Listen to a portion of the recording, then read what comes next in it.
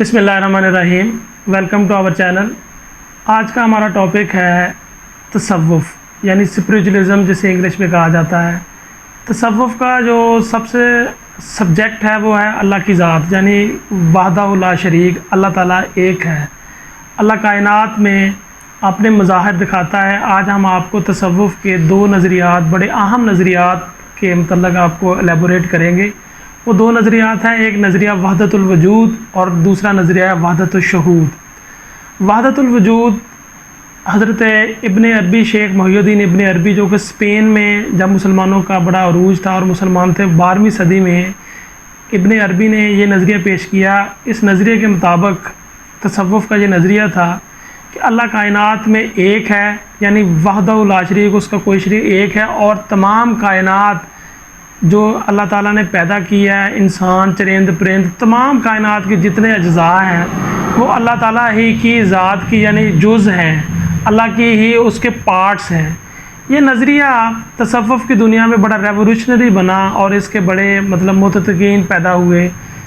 وقت گزرنے کے ساتھ ساتھ بہت سے علماء فقہاء نے اس کو مانا، لیکن وقت گزرنے کے ساتھ ساتھ ایک اور نظریہ شیخ احمد سرہندی، حضرت مجدد الافسانی جنہیں کہا جاتا ہے، ہندوستان میں وہ اپنا موجود تھے، انہوں نے نظریہ وحدت الوجود کے مقابلے میں نظریہ وحدت الشہود، یعنی وحدت الشہود کا ڈفرینشیٹ کیا ہے۔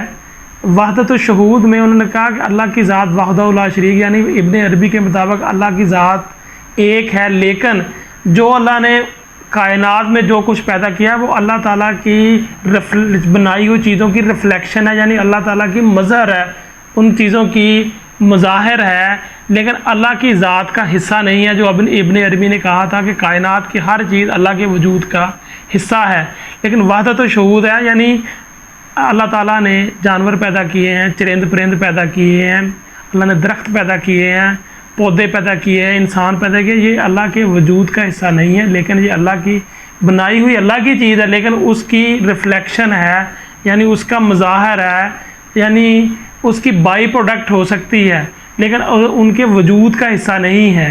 جیسے ہم آپ کو مثال دیتے ہیں کہ ایک بڑھئی جو کارپینٹر ہے وہ کوئی چیز بناتا ہے، وہ اس کی بنائی ہوئی چیز کی، یعنی اس کی ایک مہارت ہے، اس نے ایک چیز تخلیق کی ہے، لیکن وہ اس کے وجود کا حصہ نہیں ہے۔ تو ناظرین، یہ آج بہت بڑا ٹاپک تھا، نظریہ وحدت الوجود اور وحدت شہود۔ یہ تصوف کی دنیا میں ایک بڑا ریولیوشنری تھا۔ اس پہ ہم نے تھوڑی سی کاوش کی ہے کہ آپ کو تصوف کا، یعنی اللہ کی وحدانیت کے متعلق جو دو بڑے اہم نظریات تھے ان کے متعلق آپ کو بتاتے، ان کا فرق بتاتے، تو ہم نے یہ کوشش کی ہے۔ امید ہے آپ کو پسند آئے گی۔ Thank you very much.